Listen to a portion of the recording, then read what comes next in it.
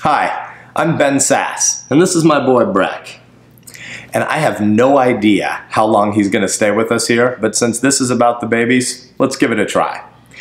I want to talk to you today about the assault on religious liberty currently underway in the new Obamacare regime. It's a scary matter, and these are scary times. But first, let's at least pause and express gratitude for some good news as well.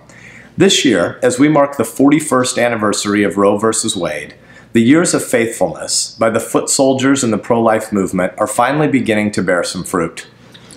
By speaking for those who can't speak for themselves, we have made some real progress, and we are blessed that advances in medicine and technology have allowed our neighbors to see the unborn for who they really are.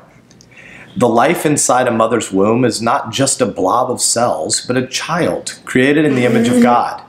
Babies we have an obligation to protect and to care for, not cast aside. But while the hearts of real Americans are moving one way, the right way, DC elites are moving the other. They have imposed the Obamacare regime on our land. You gonna run off? All right, love ya. As of January 1st, Uncle Sam is now in the abortion business. Our federal government, established precisely to secure life, has now aligned itself against it. For years, the Hyde Amendment had kept federal cash from flowing to abortionists. But now, by directly financing insurance and mandating that it cover abortifacient birth control, Obamacare has destroyed that democratic protection of conscience.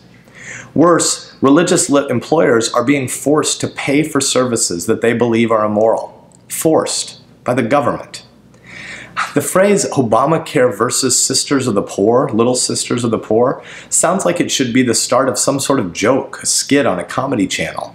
But it isn't a joke, it is now real life. Must the government make every intimate decision for us? Are families not competent to decide anything? In these central planners' Orwellian world, actual infants are being cast aside, but with their new mandates, employers and employees alike are treated like infants and made into wards of the state. This president has forced people who respect life to pay for the deaths of innocent children. This is not a government that respects the faith of all of us who believe that even in the womb, we are fearfully and wonderfully made by a loving God. This is why we need more than a vote in the Senate. We need a confident voice, a voice of faith, who shares the religious convictions that are being violated. We need a champion for the unborn. We need someone who speaks for the babies. We need a voice that can lead the charge to repeal the birth control mandate, repeal Obamacare's attack on religious liberty, and the entire worldview that goes with it. I'm Ben Sass, and I'm running for Senate. For my children, for Breck, who you saw for a while, and for Melissa and my other children, and for your children, and for their children. Thanks for listening, and let's keep working.